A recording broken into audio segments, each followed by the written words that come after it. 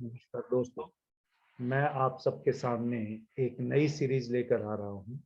इस नई सीरीज के अंदर 9 ग्रहों के बारे में, हर भाव में उनका क्या सिग्निफिकेंस है, एक जर्नल वे में वो डिस्कस करूँगा। तो उससे वीडियो शूट करने से पहले आइए एक छोटी प्रार्थना करते हैं। गुरुवर ब्रह्मा गुरुवर विष्णु गुरुवर देवो महेश्वरा, गुरुवर साक्षात् परम ब्रह्म तस्मै श्री गुरुवे नमः। ब्रह्मा मुरारी त्रिप्रांतकारी भानु शशि भूमि सुतो, बुधश्च गुरुश्च शुक्र शनि राहु केतु, सर्वे ग्रहा शांतिकरा भवन्तु। दोस्तों, इस पहले पार्ट में मैं केतु से वीडियो को शूट कर रहा हूं, जो आपको 2 दिन बाद अवेलेबल हो जाएगा। तो इसमें मेरा जो एम है आपके साथ अपनी नॉलेज को शेयर करने का, वो ये है, जैसे ये कुंडली आप देख रहे हैं, इसमें अभी केतु लगन में दिख रहा है। तो लगन में अगर केतु हो, तो अगर बाकी सब ग्रहों को या बाकी और राशि जो भी यहाँ पर है उसको ना कंसीडर करें, तो आप अपनी कुंडली में देखिए कि केतु कहाँ बैठा है, क्योंकि इन 12 भाव में से किसी एक भाव में होगा। और जो मैं आपके सामने अभी अपनी इंफॉर्मेशन शेयर करने जा रहा हूँ या नॉलेज शेयर करने जा रहा हूँ, उसके हिसाब से अगर जो मैं कह रहा हूँ उससे मिलता जुलता आपको रिजल्ट मिल रहा है या उससे अलग रिजल्ट मिल रहा है, तो यूट्यूब में आप अपनी उसकी फीडबैक जरूर दीजिएगा। तो आइए दोस्तों, हम शुरू करते हैं अपनी पहले पार्ट को।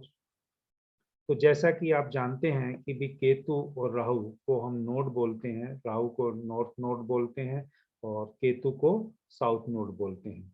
तो बेसिकली चंद्रमा के दक्षिण मोड़ पर एक छाया ग्रह है केतु।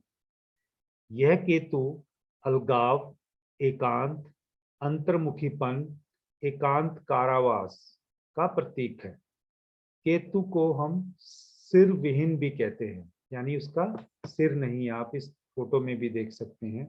वह दुनिया में उस तरह, वह दुनिया को बेसिकली आप ये कह सकते हैं कि अगर इसका यहाँ पर सिर नहीं है, आंखें नहीं है, तो वह दुनिया को उस तरह से नहीं देख पाता जैसे कि बाकी और सब ग्रह देख पाते हैं। तो यहाँ पर ये एक चेंज है।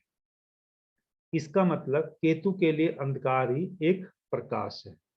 यह उन सभी चीजों को रिप्रेजेंट या आप कह सकते हैं प्रतिनिधित्व करता है जो जातक ने पिछले जन्म में ही हासिल कर ली थी या उन्हें पूरा कर लिया था। इसलिए वह इस जीवन में उस चीज के ऊपर या उन चीजों के ऊपर ध्यान नहीं देता। ऐसा हमने किताबों में पढ़ा है और वही मैं आपके साथ शेयर कर रहा हूँ। यानी केतु जिस भी भाव में होगा, तो ये कहा जाता है कि केतु जातक को उस भाव में मिलता है जहाँ उसने उस भाव को पिछले जन्म में पूरी तरह से यूज कर लिया है और इस जीवन में वह उस भाव से संबंधित चीजों के ऊपर डिटैचमेंट, जिसको हिंदी में हम अलगाववाद या अलगाव भी कहते हैं।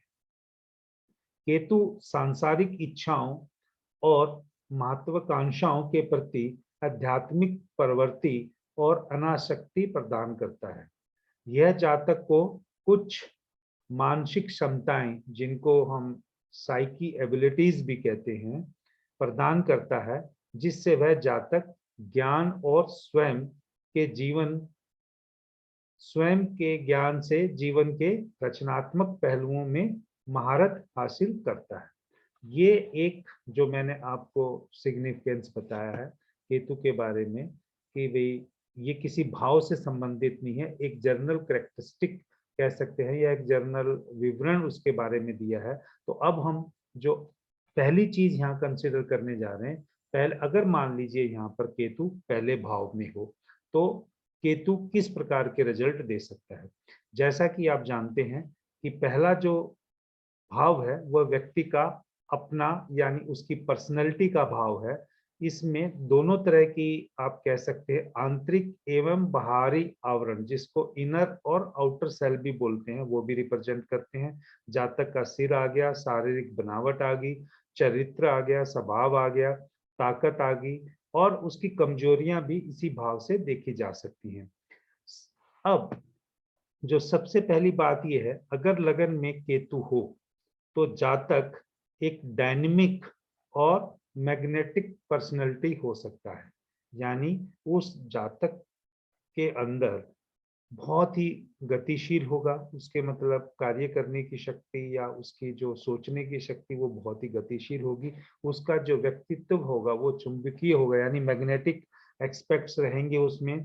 यह लोग यह लोग अपने रोमांच, बेसिकली एडवेंचर जिसको हम बोलते हैं, को पूरा करने के लिए यात्रा करना भी बहुत पसंद करता है। तो ये जो चीजें मैंने आपको अभी बताई हैं, जो इसमें से 3 चीजें जो पहले बताई है, करेक्टर जो पहले चीज बताई है वो तो चलो उसकी फर्स्ट हाउस की जनरल एट्रीब्यूट्स थे या करेक्टरिस्टिक थी। लेकिन इसमें अगर केतु अगर किसी का भी पहले भाव में है तो आप देखिए कि उस जातक की जो पर्सनैलिटी होगी वो डायनेमिक हो सकती है, या हम उसको हिंदी में गतिशील भी बोलते हैं।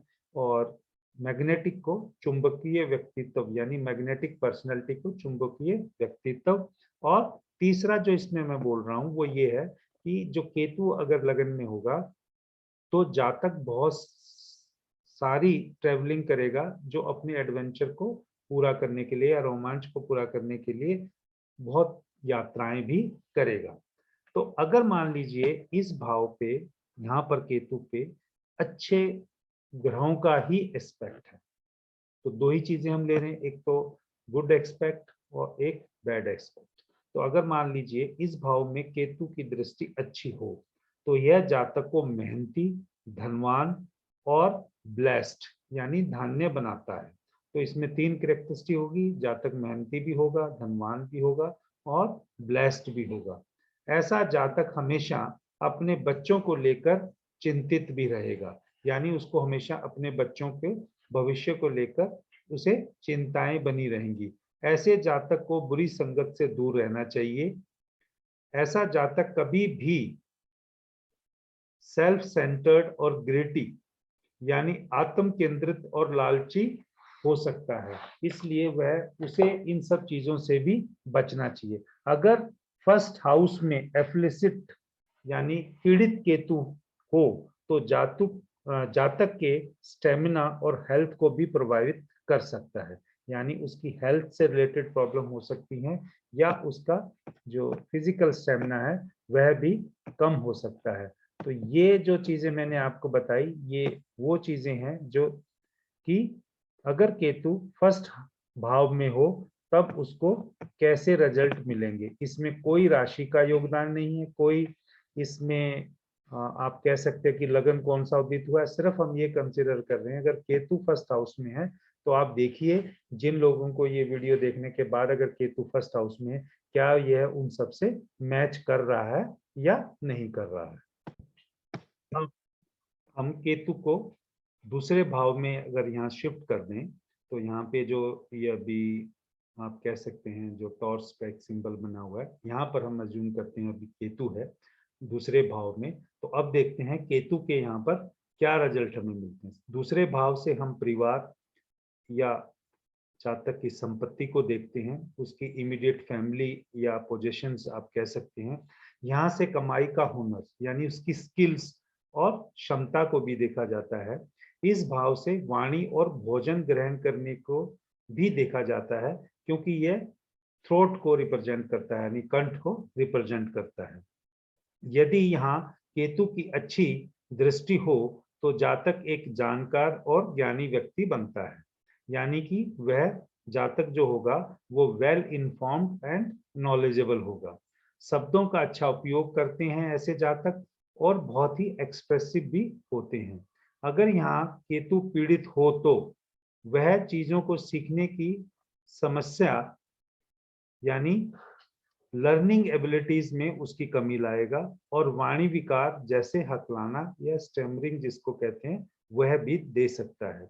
अब जैसा कि हम जानते हैं केतु जो है वो प्लेनेट ऑफ डिटैचमेंट है, तो अगर केतु यहाँ प्लेनेट ऑफ डिटैचमेंट है तो वह जातक को अपने परिवार से दूर भी कर सकता है, अथवा परिवार से अच्छे संबंध बनाने में भी रुकावटें ला सकता है, या जातक को अच्छे संबंध बनाने के लिए अपने परिवार से संघर्ष करना पड़ सकता है।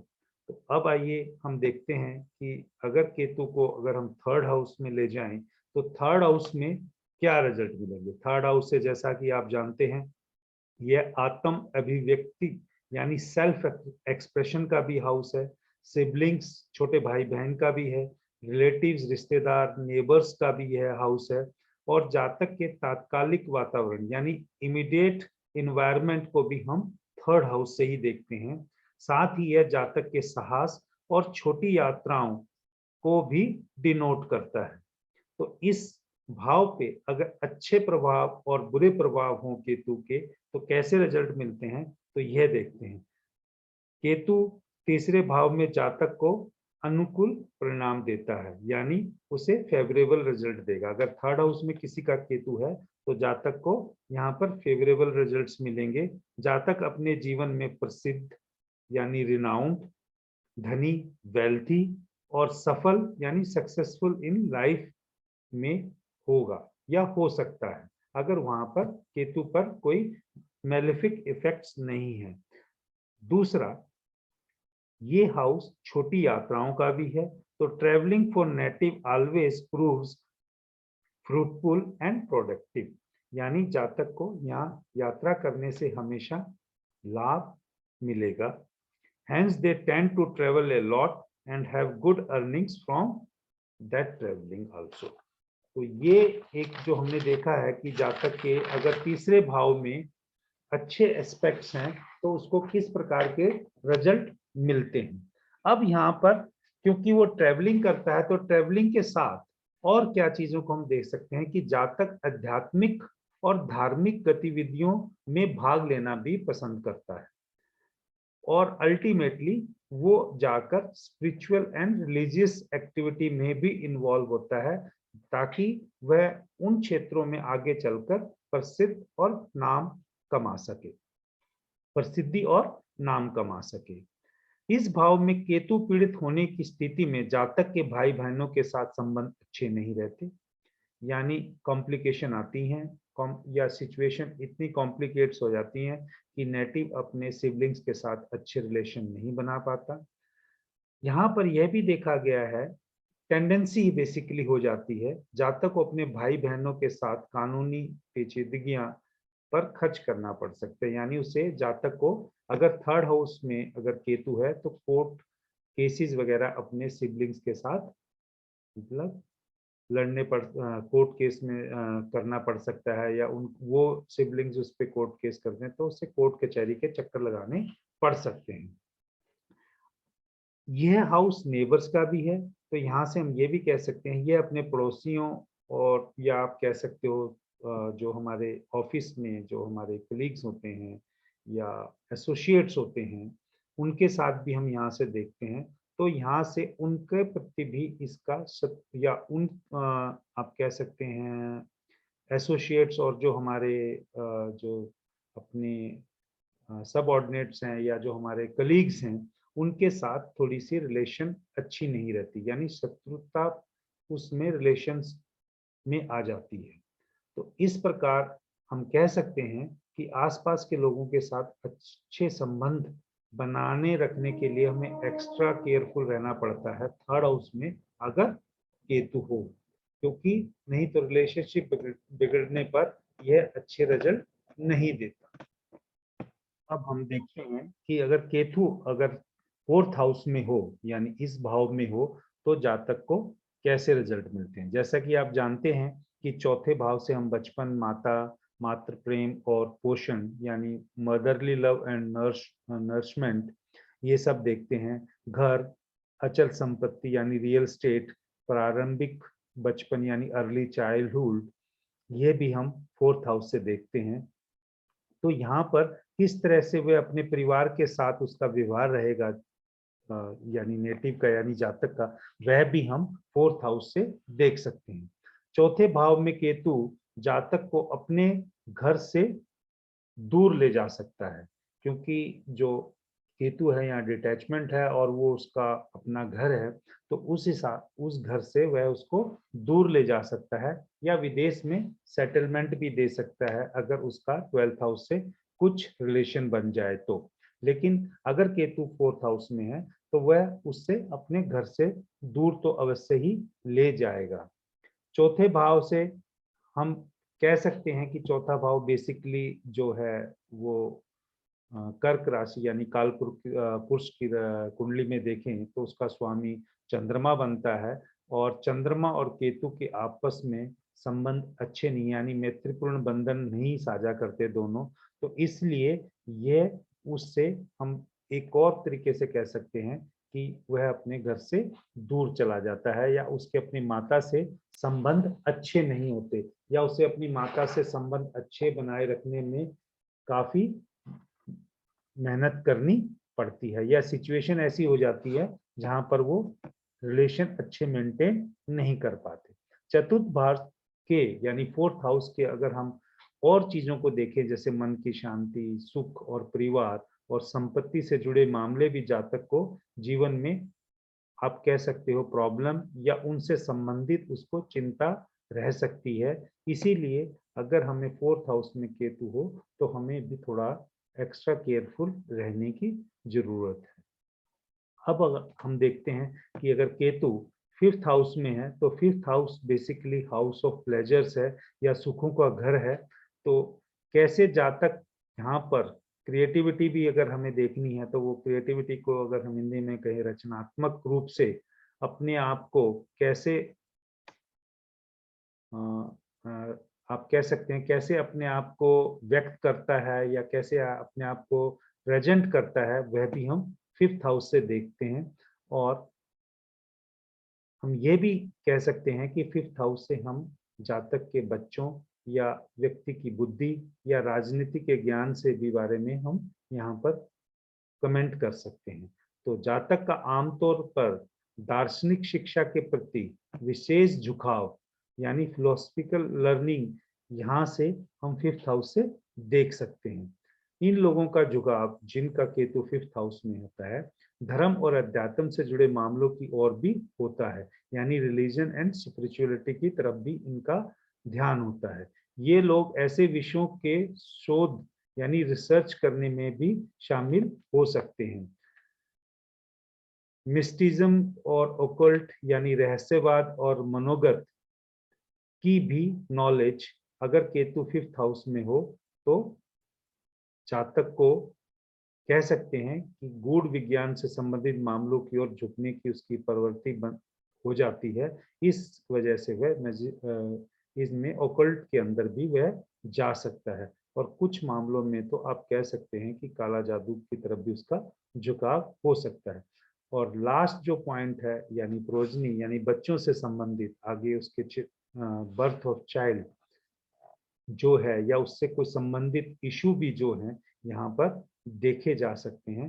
तो हम कह सकते हैं progeny might become one of the concern issues in the native life as it might cause delays in the childbirth or might lead to miscarriages or abortions।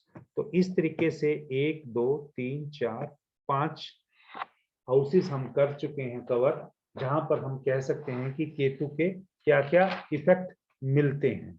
तो 6th हाउस में अगर हम देखें तो 6th हाउस जो है वह हम बेसिकली कहते हैं कॉन्फ्लिक्ट्स का है, वॉर्स का है, डिजीजेस का है, एनिमीज का है, यानी संघर्ष, युद्ध, रोग, शत्रुओं का 6th हाउस से संबंध होता है। यह भाव यह भी बताता है कि जातक मानवतावाद के लिए किस प्रकार की सेवाएं प्रदान करेगा, क्योंकि 6th house house of services भी है। तो वह जातक यानी ह्यूमैनिटी यानी दूसरे व्यक्तियों के लिए किस प्रकार का काम करेगा उनकी सेवा करने के लिए, ये भी हम देख सकते हैं। और साथ साथ ये भी देख सकते हैं समाज के लिए किस प्रकार उसके करे हुए काम फलदायी होंगे या नुकसानदायी होंगे। वो डिपेंड करता है कि यहाँ पर केतु पर कितने पॉजिटिव और नेगेटिव इफेक्ट्स हैं। केतु का 6ठे भाव में होना जातक को दुर्घटनाओं और चोट का शिकार भी बना सकता है। यानी जिसका केतु यहाँ पर 6th हाउस में हो तो उसको अक्सर चोट लगने या उसके साथ कोई दुर्घटना होने की संभावना बनी रहती है। अगर किसी का यहाँ पे 6th हाउस में केतु हो तो वह देख सकता है क्या उसका अभी तक कोई उसके साथ कोई दुर्घटना या उसको कोई अभी तक चोट लगी है या नहीं लगी है। इसी के साथ हम ये भी देख सकते हैं कि अगर केतु 6th हाउस में है तो जातक के जीवन में बहुत सारी रुकावटें और बाधाएं भी आ सकती हैं, यानी obstructions and obstacles in natives life. फिर भी ये लोग सभी कठिनाइयों से ऊपर उठकर 6th हाउस में केतु होने पे इतनी सारी समस्याएं आने के बावजूद भी ये लोग अपनी मेहनत और आप कह सकते हैं मेहनत और बहुत मेहनत यानी पसीना तोड़ मेहनत से सफलता प्राप्त करने की क्षमता रखते हैं, यानी attain success through hard work and sweat. यदि केतु बुरी तरह से पीड़ित हो 6th हाउस में तो जातक तीव्र प्रवृत्ति का हो सकता है। ऐसा व्यक्ति किसी आपराधिक यानी क्रिमिनल और फिशी एक्टिविटी में भी इन्वॉल्व हो सकता है। यह केतु की स्थिति भी, यानी कि अगर मान लीजिए ये 6th हाउस है तो यहाँ पे 4th हाउस मदर का है तो मदर के सिबलिंग्स यानी उसके मैटरनल रिलेटिव्स वालों के लिए भी एक अशुभ स्थान हो सकता है। क्या कुछ उनके साथ घटनाएं घट सकती हैं जो उसको आगे चलकर एक अच्छा रिलेशन मेंटेन करने में दिक्कत कर सकती है। ये नहीं है कि कोई दुर्घटना ही होगी उनके साथ, लेकिन एक जो रिलेशन है जो उस जातक के अपने मैटरनल साइड के लोगों के साथ वो उतने सुखी और शांतिपूर्ण नहीं हो सकते, यानी हम कह सकते हैं लैकिंग रहती है, lack of peace and happiness in those relations. अब हम आते हैं Ketu in 7th house. Ketu in 7th house को हम कहते हैं हाउस ऑफ लीगल बाइंडिंग्स, यानी जैसे मैरिज, बिजनेस, पार्टनरशिप या सेक्सुअल रिलेशनशिप या कानून यानी लॉस, विवाह विवाह यौन संबंध, व्यापार, साझेदारी, कानून, सार्वजनिक जीवन, पब्लिक लाइफ जिसको हम कहते हैं, वो भी हम 7th हाउस से देखते हैं। केतु का 7th भाव में होना वैदिक ज्योतिष में बहुत शुभ नहीं माना गया है। ये हम बेसिकली जानते हैं कि भी एक लड़के या लड़की की कुंडली के हिसाब से थोड़ा सा इसमें रिजल्ट डिफर भी करता है, परंतु अगर हम ओवरऑल देखें तो केतु का 7th भाव में होना वैदिक ज्योतिष के हिसाब से बहुत शुभ नहीं माना गया है। यह विवाह और साझेदारी के संबंध में जातक के जीवन में कठिनाइयों के कुछ अवसर ला सकता है। जातक का गैर संचारी और गुप्त साथी हो सकता है, यानी non communicative and secretive partner उस व्यक्ति का या हो सकता है जिसका 7th हाउस में केतु हो। किसी के यौन जीवन की को भी प्रभावित करने वाली कुछ डिजीज हो सकती हैं जिसकी वजह से उसके मैरिटल लाइफ में कुछ प्रॉब्लम आ सकती हैं, यानी कुछ हेल्थ इश्यूज हो सकते हैं, बेसिकली आप ये कह सकते हैं। इसके अलावा हस्बैंड और वाइफ या बिजनेस पार्टनर के आपस में लगातार कॉन्फ्लिक्ट्स या आर्ग्यूमेंट्स हो सकते हैं जिसकी वजह से वो रिलेशन कह सकते हैं या बिजनेस कह सकते हैं उतना फलता फूलता नहीं है जितना, या उससे उस रिलेशनशिप से जो लाभ होना चाहिए वह उनको नहीं मिल पाता। कई केसेस में ये भी देखा गया क्योंकि केतु यहाँ एक प्लेनेट ऑफ डिटैचमेंट है, कुछ ऐसी सिचुएशन आ जाती हैं कॉन्फ्लिक्ट्स आर्ग्यूमेंट्स की वजह से जिसकी वजह से डाइवोर्स हो जाता है, या कुछ केसेस में ये भी देखा गया है कि उनकी मैरिज में डिले हो जाता है, या कई बार केतु 7th हाउस में होने से मैरिज भी नहीं हो पाती है। नेक्स्ट अगर हम देखें केतु 8th हाउस में, केतु 8th हाउस से बेसिकली हम सडन इवेंट्स को देखते हैं, कुछ आप कह सकते हैं डेथ को भी देखते हैं, और पूर्व जन्म में छिपे हुए कुछ से भी कह सकते हैं, या आप कह सकते हैं कॉर्पोरेट रिलेशंस या कॉर्पोरेट सेक्टर की जो एक्टिविटीज होती हैं उसको भी हम 8th हाउस से देखते हैं। तो अब लेकिन इसके अलावा भी मैंने देखा है कुछ लिटरेचर्स के थ्रू कुछ लोग मैरिज के लिए भी 8th हाउस को कंसिडर करते हैं। तो आप कह सकते हैं मैरिज, कॉर्पोरेट रिसोर्सेज, प्रॉपर्टी और मनी इनहेरिटेड, यानी जो विरासत में मिली हुई धन दौलत है, और कुछ hidden matters like taxes, occult, mysticism, death and rebirth, इन सब के लिए 8th हाउस में देखा जाता है।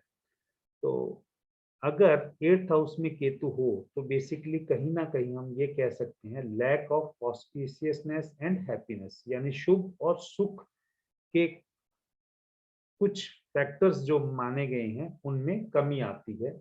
जातक को आमदनी और आर्थिक मामलों में यानी उसकी अर्निंग में भी कुछ ऑब्स्ट्रक्शंस आ सकती हैं जिस वजह से उसकी कांस्टेंट इनकम ना हो, but still give good results regarding mystical side of life, यानी रहस्य में जैसे ओकल्ट हो गया, एस्ट्रोलॉजी हो गया, या कोई रिसर्च के काम में लगा हुआ है, तो उस जातक को केतु 8th हाउस में अच्छे रिजल्ट भी दे सकता है या देता है। और ऐसे जातक का अलौकिक अलौकिक क्षेत्र जिनको हम बोलते हैं अनअर्थली रिलेम्स, उनमें भी उसका इंटरेस्ट हो सकता है, और ऐसा जातक एस्ट्रोलॉजी और ओकल्ट का प्रोफेशन भी अपना सकता है, क्योंकि केतु की यह पोजीशन जातक को वनरेबल बना देती है basically to injuries. This position of Ketu makes native vulnerable to injuries due to weapons, heat, animals और insect। यह व्यक्ति किसी प्रकार की सर्जरी भी करवा सकता है, और हालांकि इस केस में आप ये भी कह सकते हैं कि उसको कुछ अचानक धन लाभ होने की भी उम्मीद हमेशा बनी रहती है। तो इस तरीके से हमने पहले हाउस में, अगर मैं एक बार आगे चलने से, क्योंकि अभी 8th हाउस कंप्लीट हो गए हैं, तो एक एक पॉइंट जो इम्पोर्टेंट है उसके लिए मैं रिपीट कर देता हूं कि केतु से आप ये देखिए, केतु अगर लगन में है तो जातक धनवान हो सकता है, यानी आप कह दीजिए कि करोड़पति हो सकता है, या उसको अच्छी वेलबींग होगी। मैं एक एक पॉइंट कर रहा हूँ। सेकंड हाउस में होगा तो जातक के आप कह सकते हैं उसको नॉलेज अच्छी हो सकती है, पर इसके साथ साथ आप वो कह सकते हैं वेल इन्फॉर्म्ड होगा, नॉलेजेबल होगा, बट उसको अपनी फैमिली से रिलेशन मेंटेन करने में दिक्कत आ सकती है।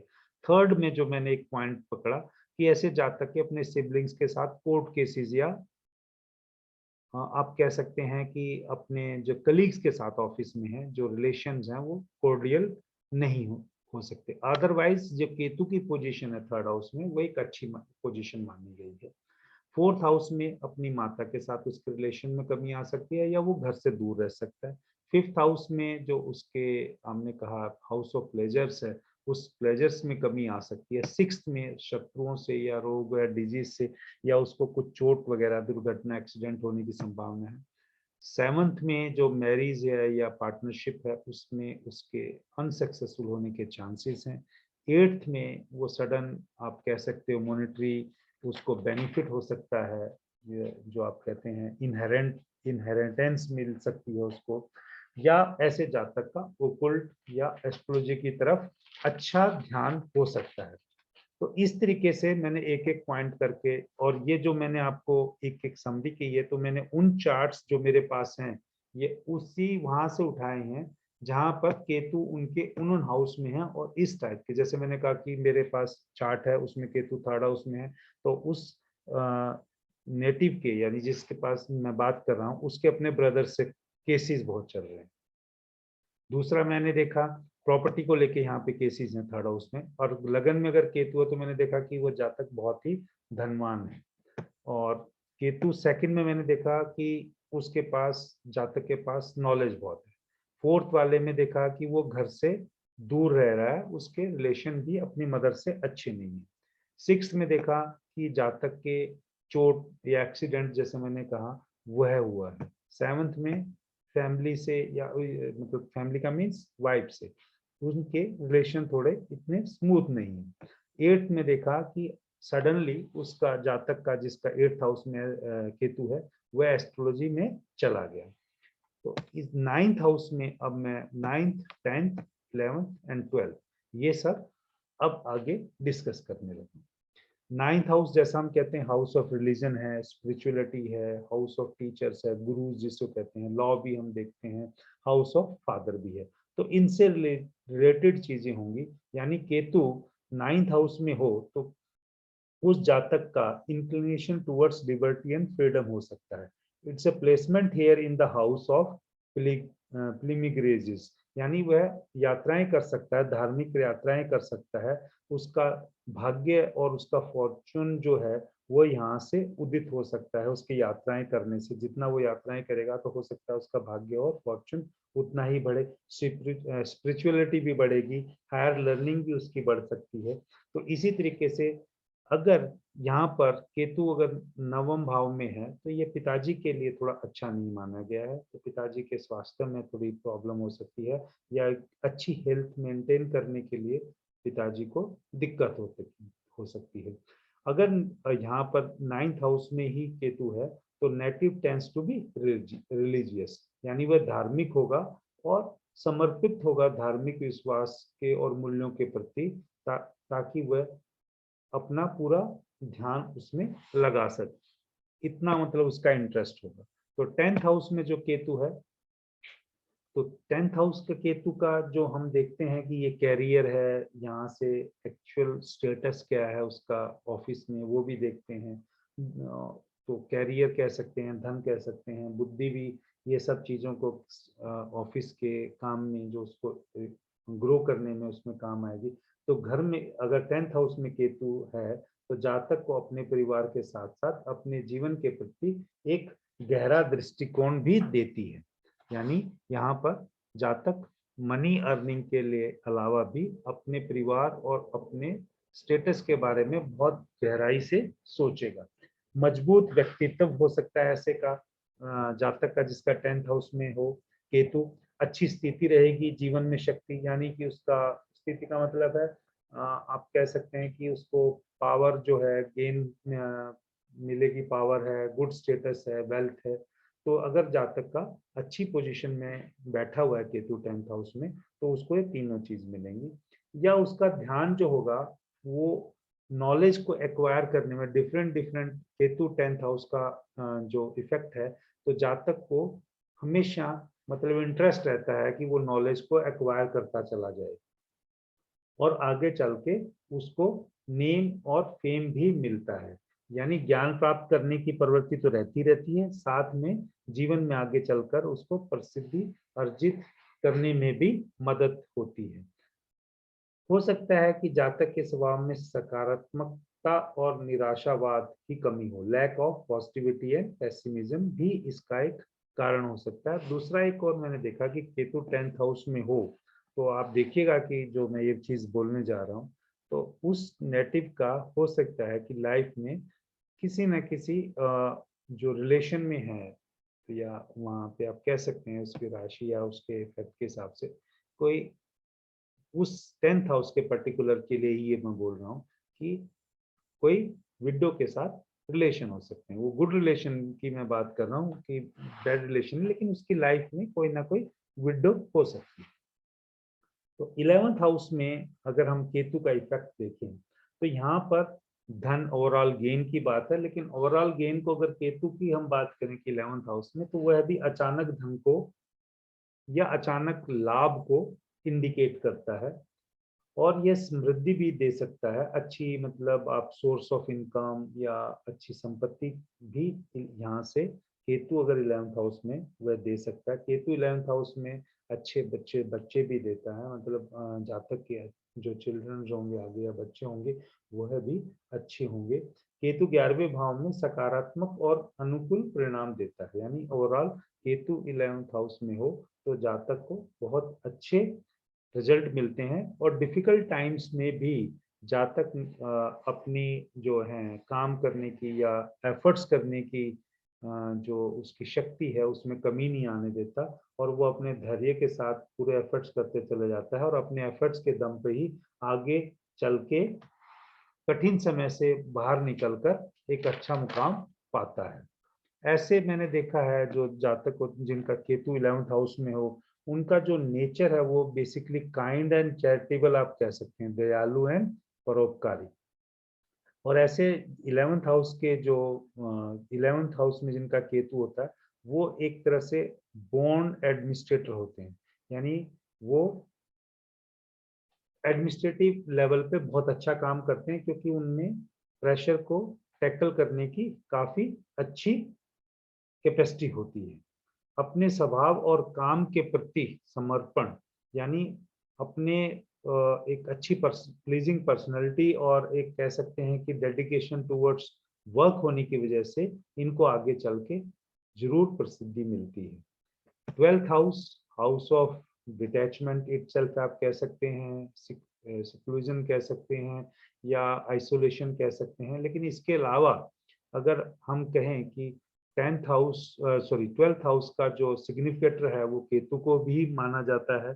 तो इन सब चीजों को अगर एक नटसेल में देखें तो house of secrets, affair, subconscious mind and isolated places, यानी रहस्यों, आशंकाओं, अवचेतन मन और एकांत स्थानों का घर है 12th हाउस। भौतिकवादिक इच्छाओं से मुक्ति और अलगाव का भी प्रतिनिधित्व करता है, यानी वहां पे एक तरह से अगर आइसोलेशन में जाना है, डिटैचमेंट में जाना है, तो उसको थोड़ा सा तो इन सब चीजों से हटना ही पड़ता है या आध्यात्मिकता की तरफ उसका ध्यान ज्यादा हो जाता है। यह स्थिति जातक के जीवन में सकारात्मक परिणाम लाती है जब वो इस तरह से हो जाता है, क्योंकि केतु 12वें घर का हमने कहा जैसे कि एक नेचुरल सिग्निफिकेटर है। व्यक्ति का स्वभाव अंतर्मुखी और आध्यात्मिक प्रवृत्ति का होता है। जीवन में अपने अंतिम लक्ष्य के रूप में ज्ञान और विद्या, यानी different type of knowledges, spiritual knowledges की तरफ उसका ध्यान बढ़ता चला जाता है, एकांत की ओर झुकाव हो जाता है, जिससे जातक को अलगाव भी अच्छा लगने लगता है। इंटरेस्ट जो है इसका ऑकल्ट में और मिस्टिकल साइंस में बढ़ जाता है। और ऐसे 12th हाउस के केतु वाले हो सकता है कि लोग अच्छे, आप ज्योतिषी कह सकते हैं उनको, तांत्रिक कह सकते हैं या मिस्टिकल साइंस कह सकते हैं, उनका इंटरेस्ट हो सकता है। तो जैसा मैंने पहले 8th हाउस तक समराइज किया था, वैसे ही मैं अभी ये बाकी 4 हाउस का कर रहा हूँ कि 9th हाउस में अगर केतु हो तो फादर के लिए थोड़ा अच्छा नहीं माना जाता, लेकिन जैसा वो ट्रेवलिंग करेगा स्पिरिचुअलिटी के लिए या नॉलेज के लिए, हायर लर्निंग के लिए, तो उसके उतनी ही प्रोग्रेस जीवन में आती चली जाएगी। 10th हाउस का केतु एक आप कह सकते हैं कि केतु फ्लैग को भी रिप्रेजेंट करता है। तो 10th हाउस में जो है जातक को आगे चलकर केतु अगर अच्छा वहां पर बैठा हुआ है तो एक नेम और फेम यानी प्रसिद्धि भी देता है। 11th हाउस में ओवरऑल गेन को इंडिकेट करता है, तो यहाँ जातक को काफी चीजें मतलब आप कह सकते हैं एडमिनिस्ट्रेटिव पावर की हो, या उसका काइंड एंड चैरिटेबल एटीट्यूड हो, या आप कह सकते हो उसकी पॉजिटिविटी हो, या उसका आप कह सकते हैं कि धार्मिक चीजों की तरफ लगाव हो, वह सब आगे चल के एक अच्छा रिजल्ट देते हैं, even in terms of childrens also. 12th house में मैंने कहा जैसे कि भाई ये रहस्य, आकांक्षाओं, अवचेतन मन और एकांत स्थानों का घर है, तो यहाँ पे भौतिकवादी होने की तो बात ही नहीं होती, उनसे वो भौतिकवादी से इच्छाओं से तो मुक्ति पाएगा और अध्यात्म की तरफ उसका झुकाव बढ़ता चला जाएगा।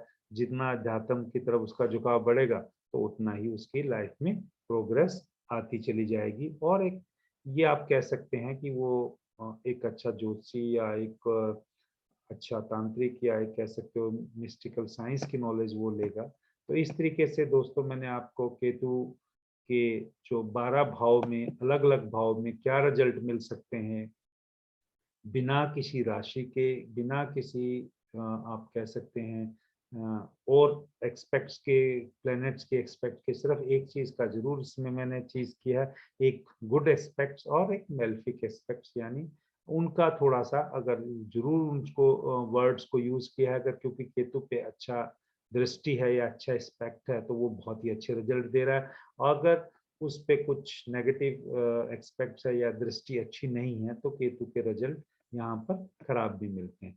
तो ये वीडियो का जो मेरा एक लॉजिक है कि भी यहाँ पर मैंने केतु से स्टार्ट किया है, क्योंकि अगर हम केतु से स्टार्ट करते हैं और हम अपनी इच्छाओं पर और अपने आप कह सकते हो नॉलेज के ऊपर एक कंट्रोल वे में काम करें तो हमें अच्छे रिजल्ट भी मिल सकते हैं।